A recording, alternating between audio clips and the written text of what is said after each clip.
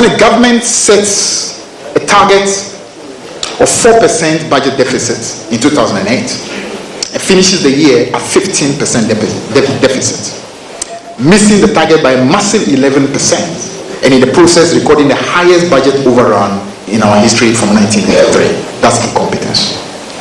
Incompetence is when the government sets out to build 4 major road projects called the Gang of Four, and that government doesn't even have a clue where the financing is coming from.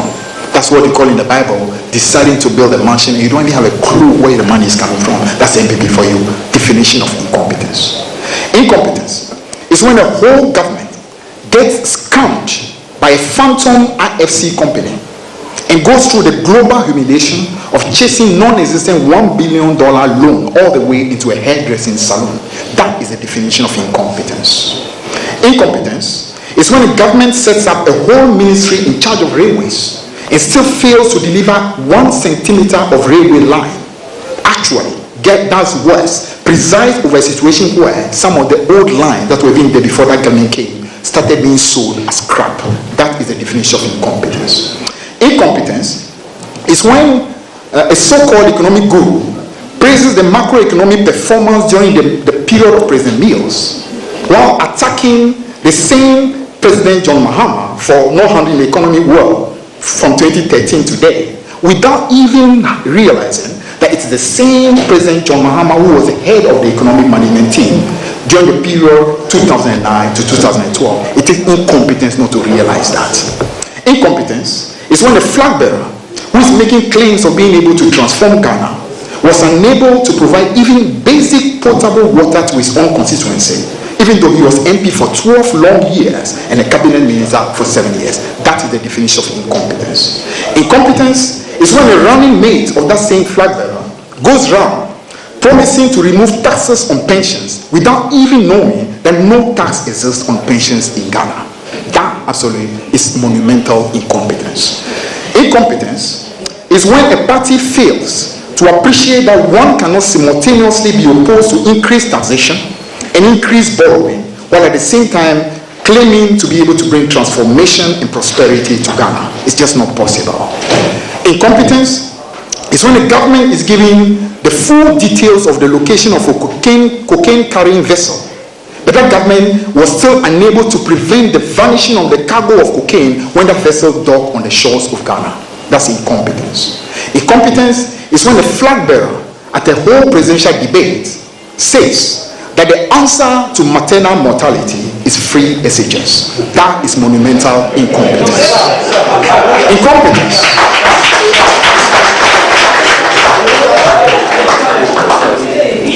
Incompetence is when the running mate to the same flag bearer during the Supreme Court petition was asked the following question: between a figure written on a check and the amount written in words, when you are in doubt, which one should a banker rely on?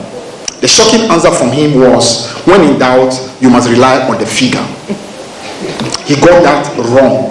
Something any elementary banker knows. The Bill of Exchange Act 7.2 states, and I quote, when in doubt, use amount in words. You are welcome back. You just heard Transport Minister Fifi Kwete. He's also former Agric Minister, former Deputy Finance Minister, former Propaganda Secretary of the NDC. You just heard him at his press conference today. Those were just excerpts of what he said. Let me talk to my guest.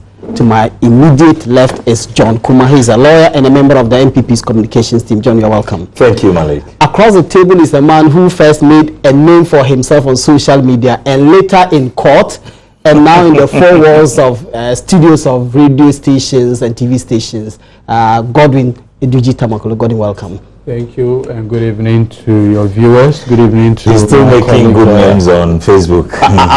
Yeah. His latest fantastic visit. Enjoy some fufu.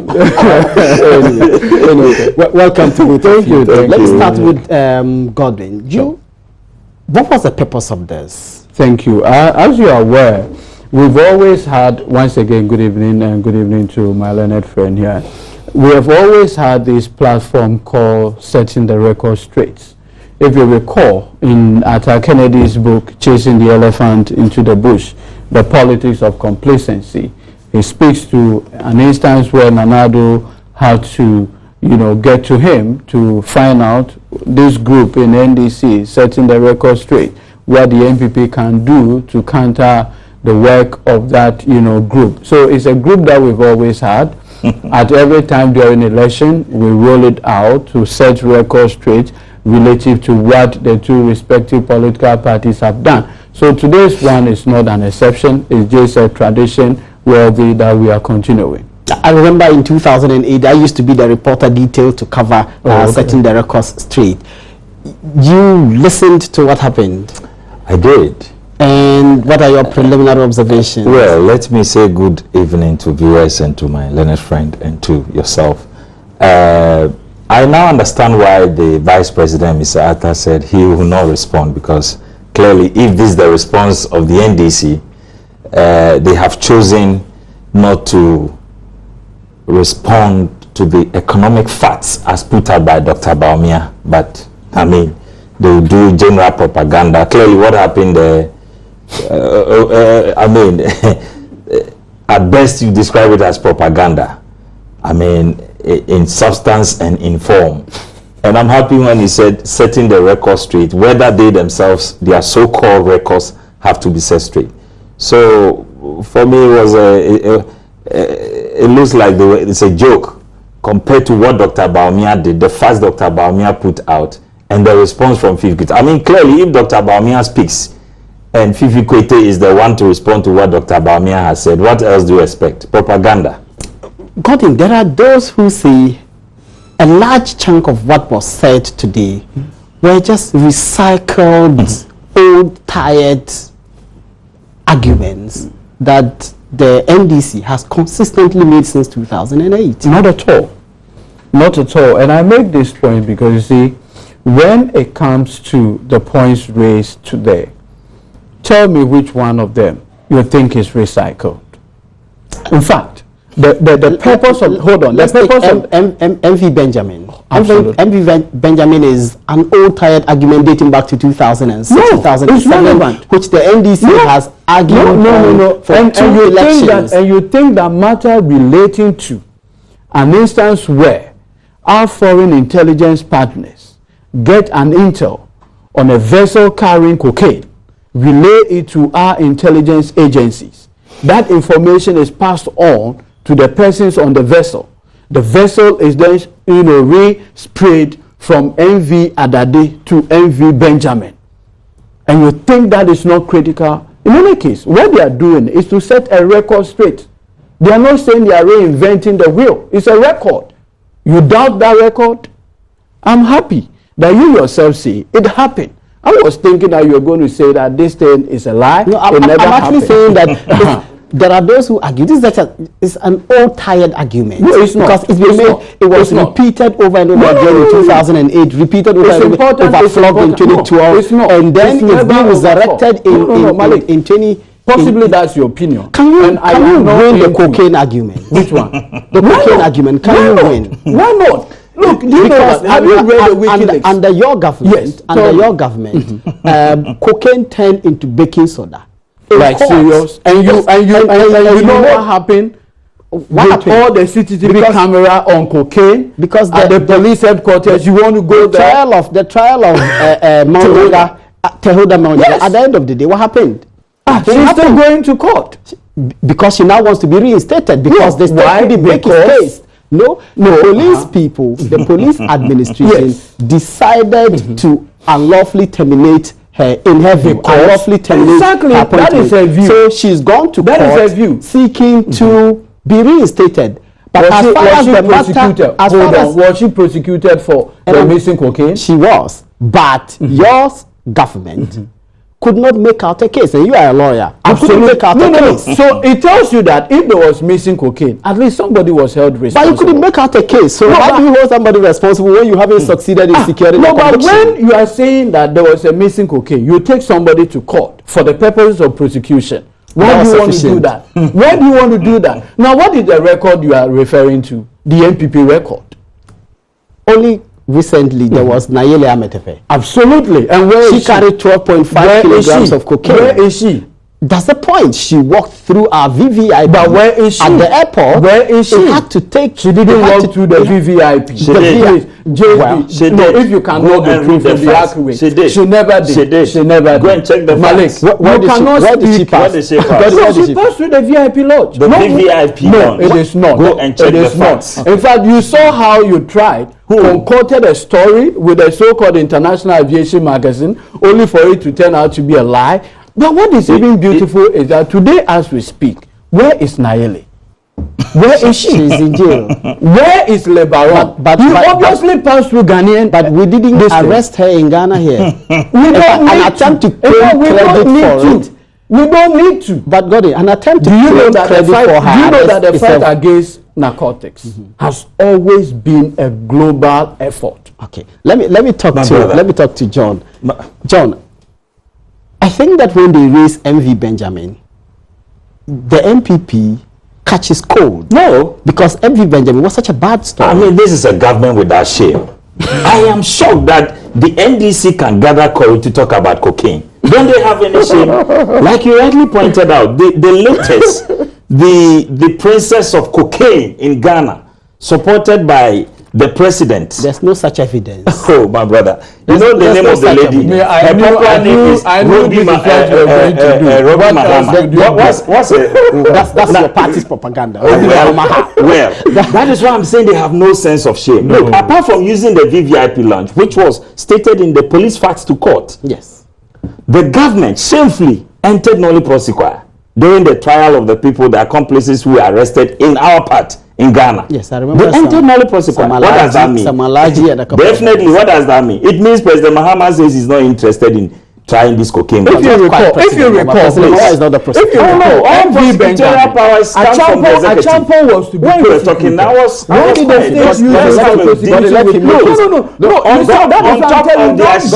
You should trust my knowledge. You should trust my knowledge of the issue. Yes, okay. You see, apart from the shameful handling of the Nayeli aspect in Ghana, you know there was a diplomatic car waiting on the tarmac to pick the lady. There is no evidence to it. Of course, you are always lying and denying even in the face of facts. Where is the evidence? You understand? But look, what Dr. Baumia said, what has that got to do with these discussions? It's only a shameful government with no direction who respond to major issues of facts. What did Dr. Baumia say? Let's not even lose the argument. Said you Dr. Baumia is saying that in the 8 years of the NPP, total receipts of government revenue was about $20 billion. And look at the economic exploits, quadrupling the size of the economy, moving us from HAPEC to a lower middle income country, and within the 8 years that the NDC have come, you have in total receipts of 248 billion Ghana cedis. What have you accounted for? These are major economic realities that you must respond to. He responded to that. He responded to that. With what? He points out that John Mahama, as head of the government economic team under Mills, secured single-digit inflation running into more than 20 months. That's almost 3 years. And they tried it for a month. And for 8 years, your government tried to get a single-digit. You got it for just 1 month. That was the weakest and the jovial of all the arguments I had. Is it true? Is it true? It was the weakest and most jovial of the arguments. Let me tell you. You now spin. John Mahama as head of economic management. Hold on. He says that under John Mahama's leadership of the economic management. Since when did he become the leader of the economic management? As vice president. Thank you. So he was not the president. As vice president. Yes, and when he became was president, in charge of the economic management, he was head. They secured single-digit inflation. They had the highest economic growth in Ghana's history, which was 14-15% GDP in 2011. And they brought down treasury bill rate came down to 10.3%. Those were laudable achievements. Listen, and see, when you make economic arguments, we attained 1 million without looking at the total picture. Cocoa. Very good. Now all these things you are talking about was as a result of the good work the NPP did. Now, we left this economy at 9.1% after we have found oil. Okay, we never took advantage of any oil economy. So when they came, they had the benefit of a very good foundation, 9.1 plus an oil. So when they added oil, they went to what? 14.4% in 2011. After all this while, as vice president and leader of the economic management team, you were getting 14.4%. But you were not the president. The president was Professor Mills. Today that you are the president, if you were hitting 14.4 as the leader of economic management team and as vice president, how come today that you are the president, you have taken us back to 3.9? Do you know the GDP growth last year? 3.9.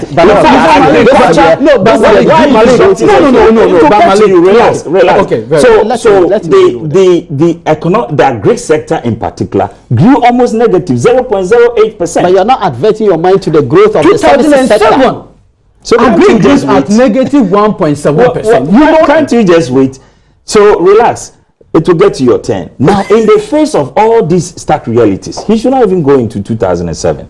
In the face of the economic crisis that hit the world. Now, today, I'm telling you that even in the face of all this oil contribution to the economy and all the revenues that has accrued to you as a government, what have you done?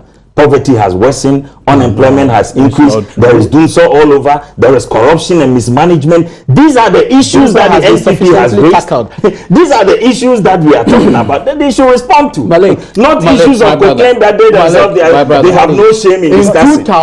In 2000, when the NDC left office, total revenue obtained was 2 billion Ghana cedis then, in terms of the Ghana cedi permutation. By the time the MPP left office, they have increased revenue to 28 billion.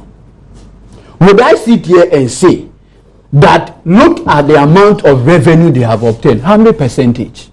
From 2 to 28. And what came out of it? Do you know that by the time the MPP left office, the Gang of 4 projects, there was no funding for it? That's a big lie.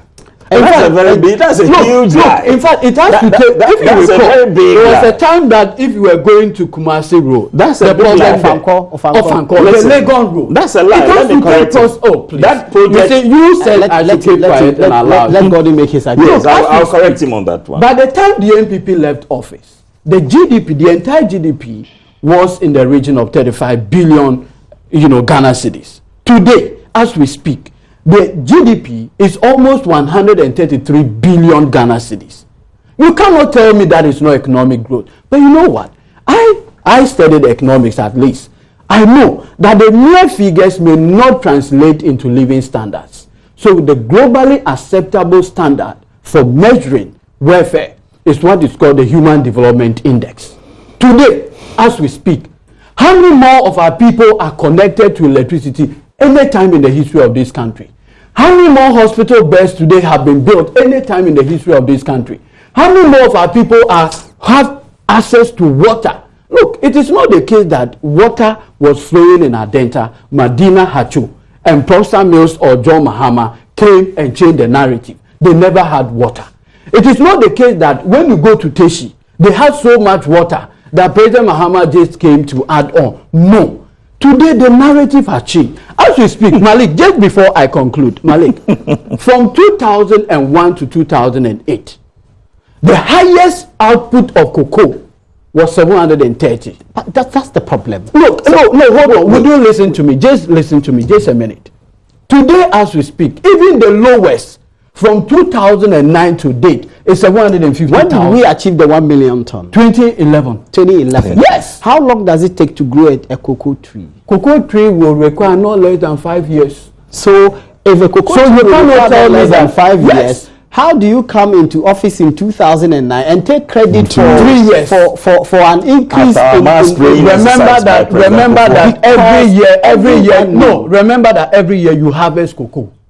Yes. It is not as though the fruit will be bearing from a year. It's not like you are rearing guinea fowl or something that you need maybe 3 years or so for it to grow. Absolutely. So you cannot be making the claim that it is the MPP that works. Because listen. In fact, if you are making your claim that by 2009, I'm listening to you. We know. We know that the Kufuor government introduced the mass cocoa spraying. Don't we? We know that they introduced all of those things. Yes. So if there was and they never got 1 million. There was an increase. If there was an increase in production in 2011, remember that. couldn't possibly remember that Kufuor did not start office in 2007 or 2008. Yes. He started from when? 2001. With what? 350,000 metric tons. You mean that he did so well that by the time he was leaving office in 8 years, you never got that, and that it has to take 3 years after his the reverse argument is that you did 1 million in 2011. Absolutely. We are doing less than 600,000 metric tons. No, it's not true. The lowest we've had, even in 2016, was 750,000. We've never had anything below 700. We are doing around 600 metric tons. That information is not correct. So how is it? I have the How book, is it? everything about cocoa production. How is it that we did 1 million in 2011? We couldn't sustain it, and then we have fallen. Which one? No, it has nothing to do. Have you been a cocoa farmer before? You should appreciate the dynamics. Sometimes even the issue of what you call a smuggling. Then the rate of production does not lie in your hands. No, it lies because you see, assuming Ivorians even double the price or increase the price marginally, a Ghanaian cocoa farmer will be encouraged possibly to even smuggle simply because of the price incentive. It is not the case that we have not increased production, and you cannot take it away from this administration. So if you try and you try, you can't take it away. At every material time. This is curious that you are taking credit for the increase in production. You are running away from blame when it comes to the reduction in production. That is why I have told you that even the lowest under us, which is the 750, is even bigger than the highest current tonnage. Look, we are in 2016. Yes, we are looking at almost last year's tonnage. How much was That's what I just told you, 750,000 metric tons. That's what we got. You can cross-check this one. You are a journalist. So from here, you can cross-check. Let me hold you on his own figures. The lowest they have. In 2000, when NPP took over in 2001, the entire cocoa production in this country was 350,000 metric tons. Now, by the time we left office in 2008, it rose to 700,000 metric tons. And we had a target to hit 1 million. And you never did. We never did, fine, granted. But we doubled the figure before we left office. We left it for you at 700,000. With mass spraying exercise, with all the good policies for you. In 8 years later, what have they done? It's not a constant. Please. Cocoa production is not a constant. You agree? We doubled it. It's not a constant that you think you are building on. We took the economy from 3.9, we doubled it. Like he rightly said, from 2 billion, we gave them 28 billion. No, you used it. Why, you didn't leave it. Why are you disrupting the program like that? Relax. No, I'm just telling you that. On the same cocoa production thing, from 350,000 to 700,000, we have doubled it. It's not a constant. Now, when you took over in 8 years, you hit the target we set, 1 million, because of the programs you have put in place. But because they don't have the plans to sustain it, they have brought us back to where we left it. Now, ideally, they should have also gone to about 1.4 to 1.5 by now. But so we are expecting them to double it. They have never retrogressed us. Now, let's go back to his own standards of so-called human index as a good measurement of GDP, of the human development, which I agree with him. In fact, in every economics class, they will tell you that GDP and inflation and exchange rate and all those factors are not excellent indicators about human development, because you can have growth without development and development without growth. Now, let's look at the human index under the presidency of President Mahama. What is the situation in our households? Go and check. Ghanaians are complaining about hardships. People can't pay their electricity bills. That is the human index. Lives are worsened under doom.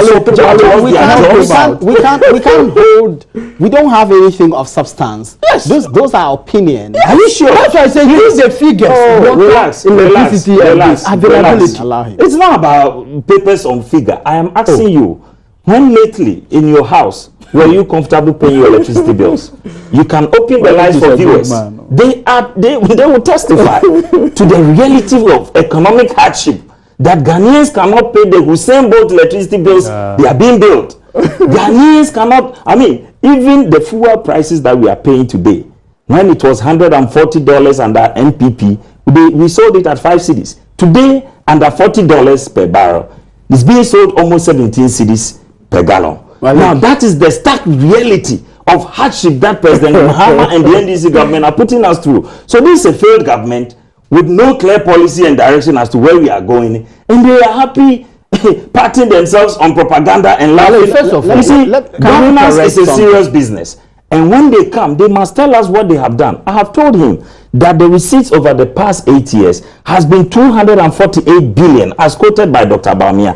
Let him tell us in this studio, this green book they printed, we have done cost of all the programs apart from the corruption in it. How we have, of course, we have access to the data from the budget and everything.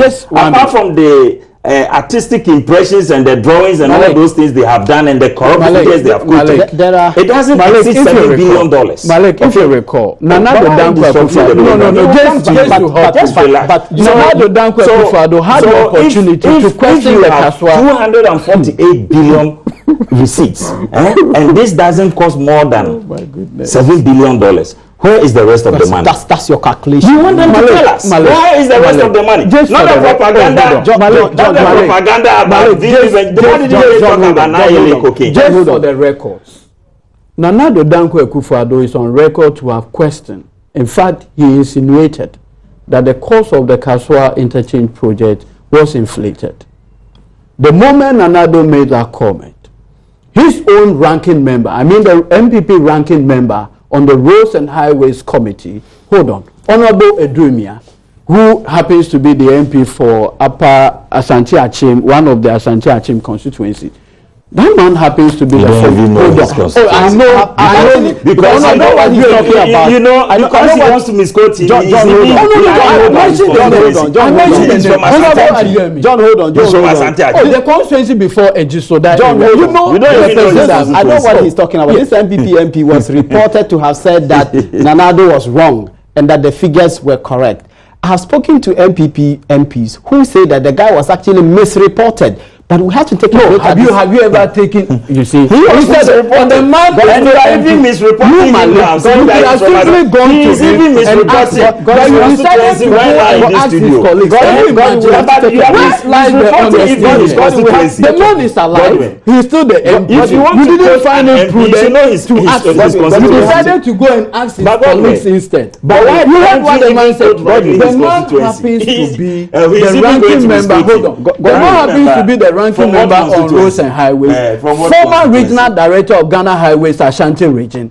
He said he was on the committee. No time. Would you say that was an inflation? We have to take a break. Tell us the when we come back, I'll be asking what have you done with the money? You know what they call for demonstration. If I could not mention the exact when we come back, I'm giving you the name, the ranking member, what he did before. When we come back, I'll be asking why is it that many of the indicators that the NDC pointed out appear to be going on the downward hill? Yes. Why is that the case? And can we hold the president responsible for this state of affairs? You are watching PM Express and we are discussing setting the records straight, called by the NDC. Stay tuned. You're welcome back. You're watching PM Express and we are discussing the accusations and counter accusations of the NPP and the NDC. My guests are Godwin and John Kuma. Godwin, if you look at the indicators given by yourselves at your press conference today, you spoke about production of cocoa hitting 1 million tons. Yeah. We have fallen to 750,000. My information is 600. You say 750,000. Let's stay with that. But we have fallen from that 1 million back to 750,000. Treasury bill rates. You said when Mahama led the economic management team, it came down to 10.3. Today, Treasury bill rate is hovering around 22, 23, 25%. From where to 10? It was it's immaterial. I'm saying that go ahead. So, but the general point I am making is that under the same Mahama who led the economic management team and achieved all of these stellar growths and achievements that you are talking about, GDP growth of 14-15% in 2011, 1 million ton cocoa, 10.3% GDP. What's the name? Treasury bill rate. All of those things have fallen. The last GDP to 2015 was 3.9. Treasury bill rates have gone up to 24%. Today is 26%. Cocoa production has fallen. Still, John Mahama is now president. If we credit John Mahama for those achievements, can we hold him responsible for the slump in all of these? If you recall, President Mahama himself had indicated that the economy had some challenges. He had never run away from that. In fact, he had been very honest to the narrative. Challenges brought by who? And you want us to go into it? At the time in 2008, how much was crude oil? Can you tell me? I remember. Do you know why today crude oil went up 147%? No, in fact, it was just for. In fact, it was just for a week. No, it was not for a week. It was just for a week. No, just check the. It was just for more than a week. In fact, if you recall, one of the reasons why the NDC had made the argument then that the NPP should reduce crude price of petrol had to do with the fact that the 147 crude oil price lasted $147 per barrel. So what was lasted for a week, reduced to almost 80, and the president was not.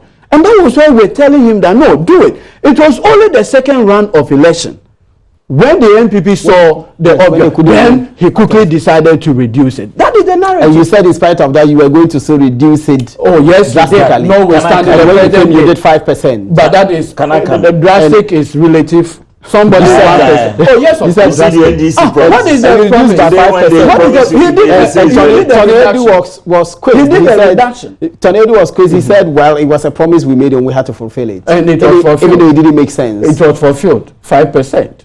It's on record. Yeah, but you're asking whether we can hold Mahama responsible, President Mahama. But I'm saying that, you see, anytime you're doing or managing an economy, you do projections. So that, for instance, if you have an economy where you make projections relative to how much revenue you are going to get from crude, it's based on a benchmark crude oil price. For no fault of yours, crude oil prices tumble. What do? Magician?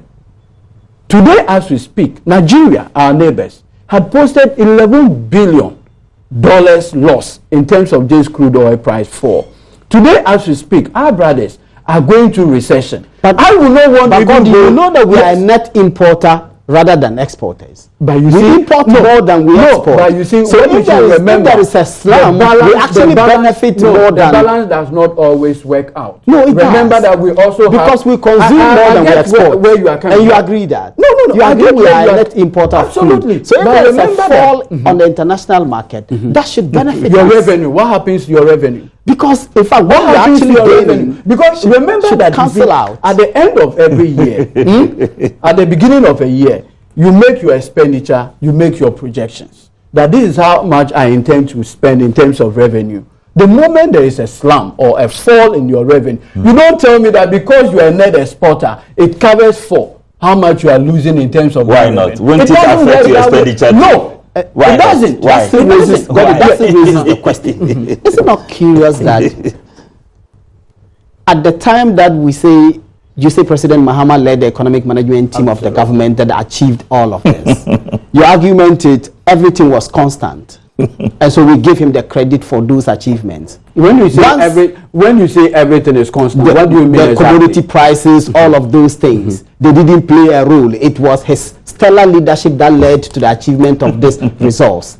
Now that the results are not showing positively, has the narrative ever been different from 1992 to date? No, God, let me make No. I need to also ask you. I am saying. Look, in fact, one of the things I did as part of my second year at the University of Ghana is the economy of Ghana. It's a whole course. Okay. One of the things that you notice is that you cannot take the management of our economy relative from external shocks. You cannot do that. But the same external shocks I was asking you, other places. John, hold on. Oh yeah, but you know where Nigeria is today, so you cannot just make this statement and just go with it. The question I was asking you is, how do we credit President Mahama for these achievements? And now when the results are not so positive, we say, oh, it's the commodity prices and the external shocks and all of that. You know, when I told my brother, are giving him credit when it is not good. When I told my brother here, when I told my brother here that in 2007, agric production recorded negative 1.7%. You know what he said quickly. He said, no, in 2007, we had exceptional circumstance. The financial crisis and others are started. So that explains why we got all of you, the politicians, you saw the results. You take credit for it. But you see, let me ask you quickly. If you have, for instance, an economy, and you know every year, one of the things that you spend on is your interest payment on your amounts borrowed and what have you.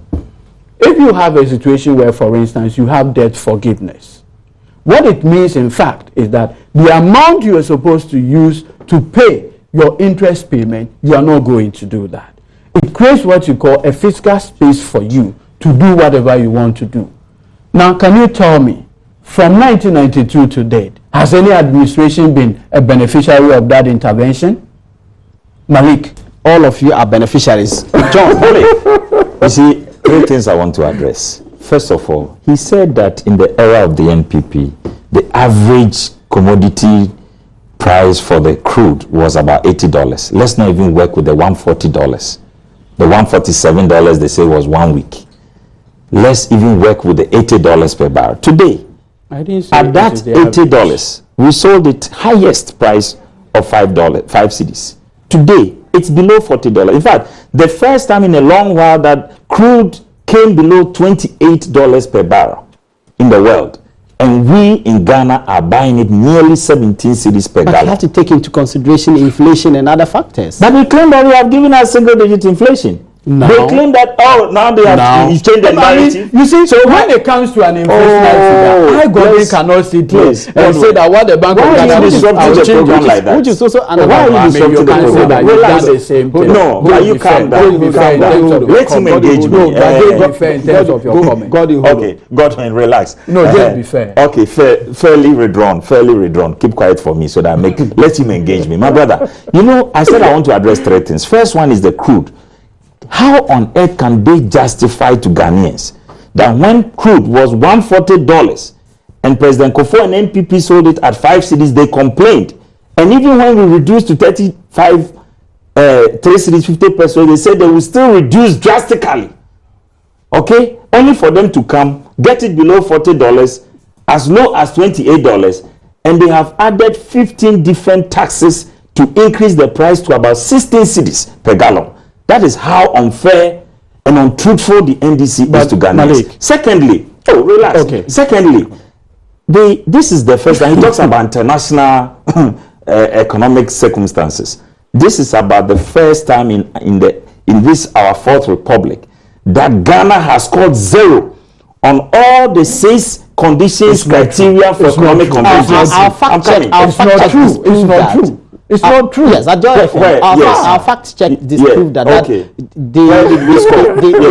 Last year they scored in out of the 6 they scored 2. Which were they missed out on 4. I can't quite remember. I am telling you, we scored 0 last year.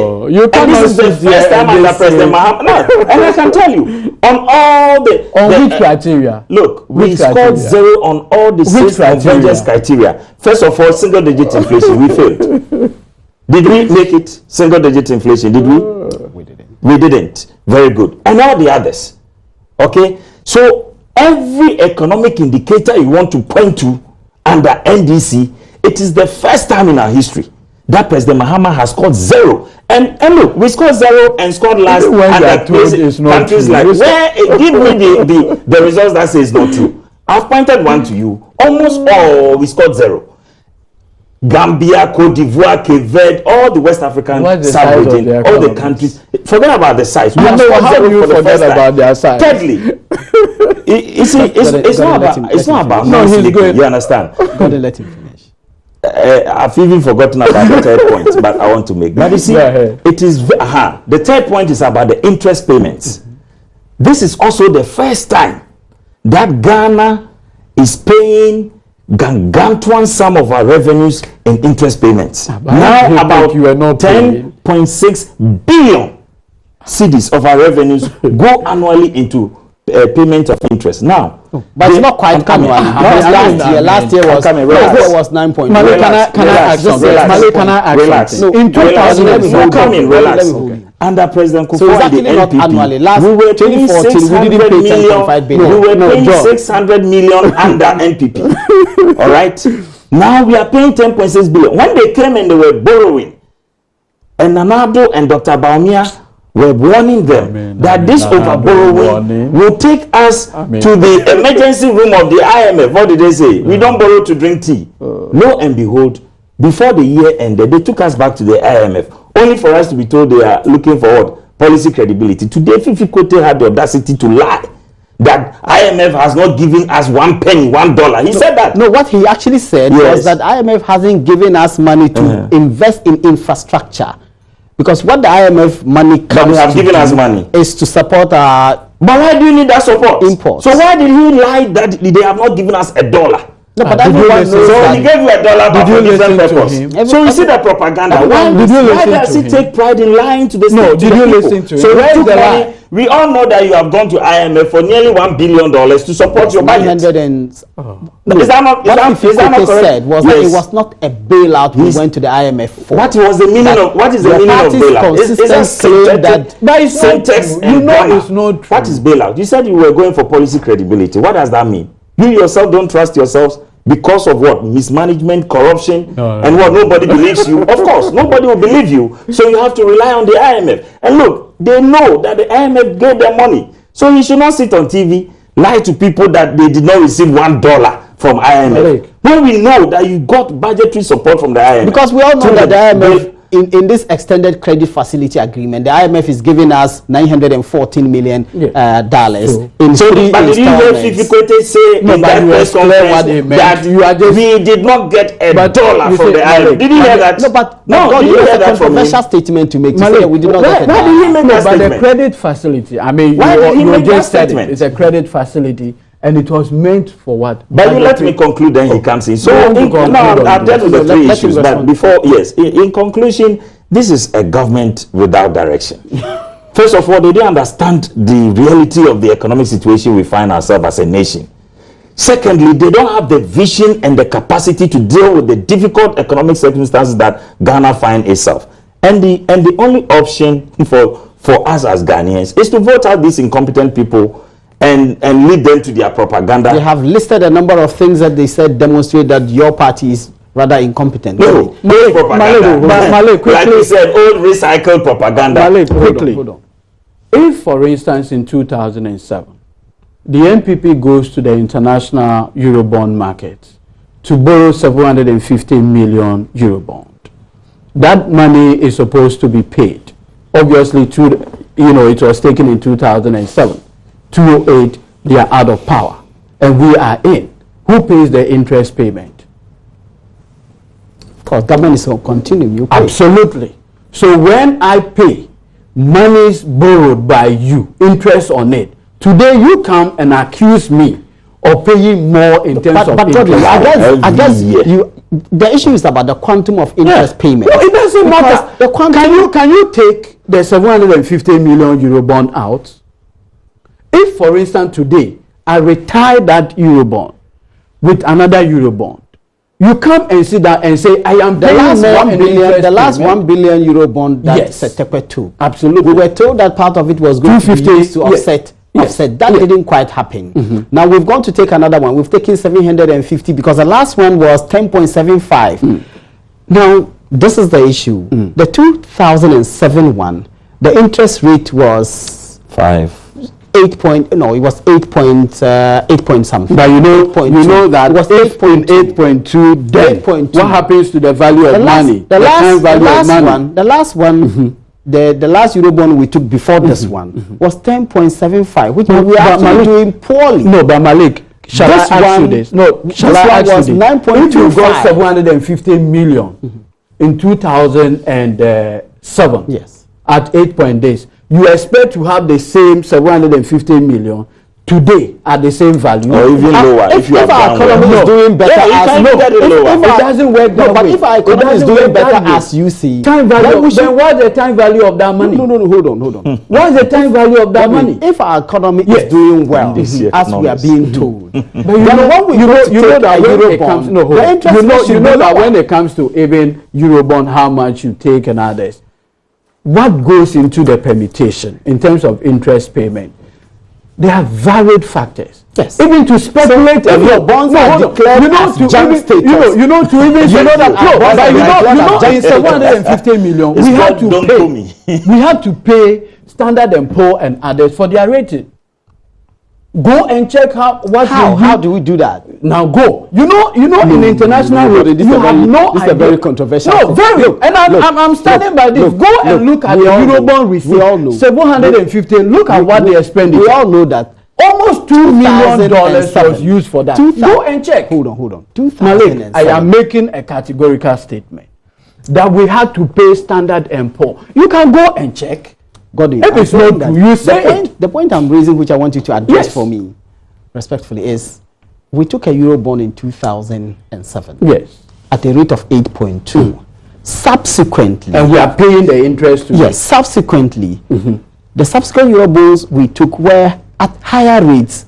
My question is, if our economy has improved significantly as we are being told, why are we paying heftier for any subsequent Eurobonds No, but you than the previous one, but you than the agree first with one? me that every year, what goes into the interest rate, the permutation and others, it varies depending on what happens at every material time.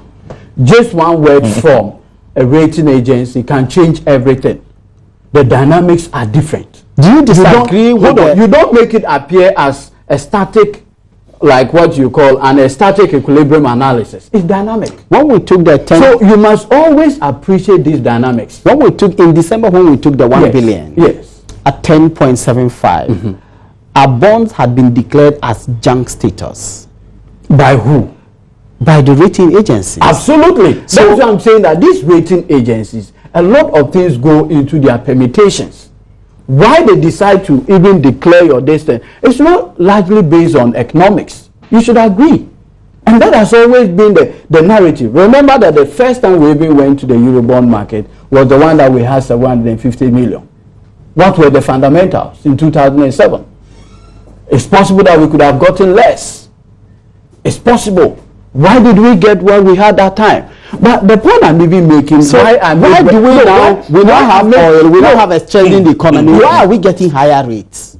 I guess But there's no doubt today as we speak that the economy had grown to 133 billion. Is there any doubt about at it? a slower GDP rate. But it doesn't matter. Remember that if I'm growing, remember that if you are growing, okay, 8%. That was the NDC's target in the 2012 manifesto. Absolutely. That the economy will grow at 8%. But we grew before at 15%. And in 2012, you don't doubt that. In 2012, it actually grew by 8.8%. Absolutely. Then 2013, what is the average growth? Then 2013, it grew by 7.6. No, but you see, what I don't understand from you is that this is an economy that at the point grew almost at 14%. Came down. Which I pointed out. So you cannot then say that it grew obviously slow. It goes increasing and at a decreasing rate. You should appreciate the dynamics. What has been the growth rate, can you tell me, from 2001 to 2008? I had the figures. The growth rate from 2001, I mean from 2000, it was consistently increased. From 3000, from 2000, it was 3.7%. Then from 2001, it was 4.0, 2000. I had the figures, I don't have them now. It went on and on. It goes, no, there's no. It went on and on up to 9.1. Do you know that HIPIC relates alone? With that, the intervention it did to the economy. Can you take that away? John, let me read a few comments, and then you can make your comments. This one, in fact, the host is not fair to Godwin. He's more of an opponent than a host. I like the fact that I can contain it. Do we need politicians? Hold on. I get this all. I get that. There are others who will come and tell me that I'm not fair to him. I get that all the time. So what would you say? I've done this old enough to know that. Okay. This one says, do we need politicians for the betterment of our dear nation? If yes, then they have to be patriotic. African politics has been to the privilege of the few, but the masses suffer. We are tired of you power-drunk African politician. This person doesn't tell us his name or where he's sending this from. This one from Jinsung Rashid. Wow. Mr. Malik, your program is probing, inspiring, and above all, intrusive from how you are leveling your questionnaires. But the truth of the matter is, in my view, the NDC manifesto has delved deep into making sure Human Development Index improved after setting the pace to absorb the rate of graduate and undergraduate unemployment through massive infrastructural development. JM needs more time for more life transformation. That's Jinsung. Jinsung in Sitwell in Wali. Oh, okay. President Mahama should stop doing these utopian promises, because even JM has given 100. If JM is giving 100 years as president, they can't fulfill the utopian promises. Change is coming. That's where the problem is. This is Ojam Banabu, Honorable Action Ojam Banabu Naduli in the Upper West region. When he's still, that's where the problem is. So many. So this one said, Malik, this same Fifi Kwete who lied about Ghana gold reserve, who will take him seriously? This person also doesn't tell us. Why is John here today? Trying very hard. Too many. Let me pick this one. This one is Israel from Hanoi. And he says, Malik, let's get our priorities right. As I speak now, teachers are to buy lesson notebooks themselves. You're serious? Yesterday I hosted Peter Otokono and Michael Soa, who was saying that they gave out notebooks which in his calculation will not be sufficient for all the teachers that we have. But you say, Malik, just a quick. Okay, just 30 seconds. Malik, you are doing with this. They will say the host is being most cocoa trees, you know their lifespan. About 50 years. About 50 years, you know they die out. Today, you cannot run away from the fact that there is massive injection of new varieties of cocoa to our cocoa farmers, several millions of them. You cannot run away because this government is looking beyond today. The moment cocoa trees are aging, their production also falls. Thank you. You cannot run away from that. Let me hear John. You see, the stark reality is that over the 8 years, Ghanaians have been worse off under President Mahama and the NDC. We are worse off. Take all the indicators. What's the minimum wage today? Higher than any time. So what is it? It's almost 10 to 8 thereabout. 8, not 10 to 8. You can't go to 10 to 8. You see, no, it doesn't matter. John, you have 2.5 CDs. We don't have 2.5 CDs. We have just at that time was 30 seconds left. Was $2.1 at the time. Today, your $8 is $1.9. So we are worse off. Now, no, we are worse off in terms of when you said you studied economics. You must know nominal and real value. No, and when you do the real value of the 8 CDs today, it's below the $2. Why is it disrupting? We took 2.5 and then we give now. Secondly, the NPP. So why are you running away Relax. from that? The NPP took a per capita income of $446 per head in Ghana. I thought it. By the time we handed over in 2009, do these figures mean anything to the? It means a lot. It means a lot. That is how can we move the economy from a HIPIC economy to a lower middle income. Increase it to thank you very much, John. Thank you very much, John. John Kuma is a member of the NPP's communications team. Godwin Ediji Tamaklo is Greater Accra Regional Secretary of the NDC. Gentlemen, thank you for coming. God willing, we will bring you another exciting discussion tomorrow. Until then, my name is Malik Abbas. Bye bye.